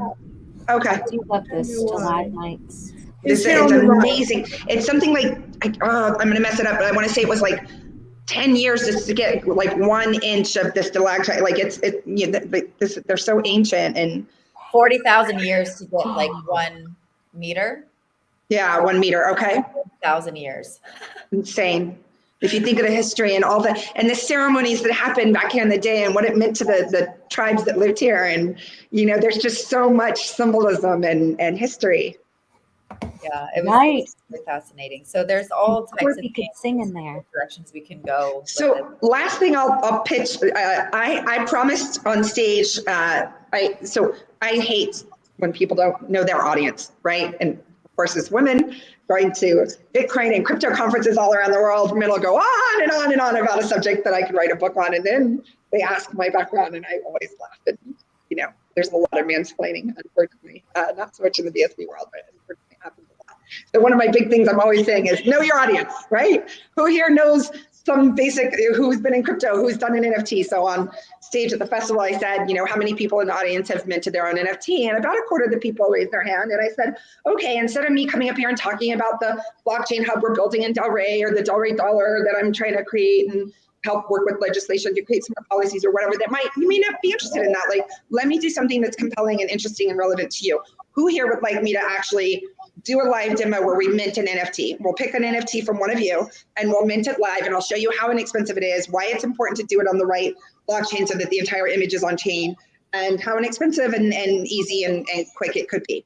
And of course, 3/4 of the room raised their hands, if not more. So I have promised to mint an NFT. I have decided to do it with Fabrique later today. Lior has been fantastic and supportive. He is like their, basically like their COO, Lior Sin, I'm going to slaughter it, Sin Geyser, who's fantastic. He's going to do a live broadcast with me later today. I don't know if we want to do that through Women of BSV or maybe Brittany Bits or Kurt. I don't know which audience we'll use, but perhaps we could do it, Tori, from Sandra's NFT boutique if she's available. That might be really cool. Yeah, she also put on an amazing gallery, and she had a gallery exhibition every day during the festival, and then they had one of the parties had an NFT gallery, and they did a lot to really promote artists and especially local artists here in Mexico. And so yeah, it would be really cool if you want to try and connect, ladies. I know you're already scheduled for today, but if you want to do another quick live broadcast later today, or even a recorded broadcast that we can do to highlight Fabrique as an easy place to mint an NFT and show people how inexpensive and quick it can be. And then we can maybe broadcast, we'll pick an NFT of somebody local or somebody here at the festival and do that together. And Tori, if you want to see if Sandra could do it, that might be really cool. Oh, amazing. Yes, thank you, Robin. We'll be on standby. Please text us. Okay. All right. Anything else? I'm sorry to keep you so long, and I love you for all jumping in and doing this last minute. No, that was really good fun, Robin. Thanks. Thank you. Hey, B-Dad. Are you going to roll the outro, Diddy? I think that's you. Right, are we finished then? So we just want to say thank you very much for joining us. Come back and join us again. Don't forget to like, share, and subscribe. And we'll see you later. Bye. Excellent. Thank you so much.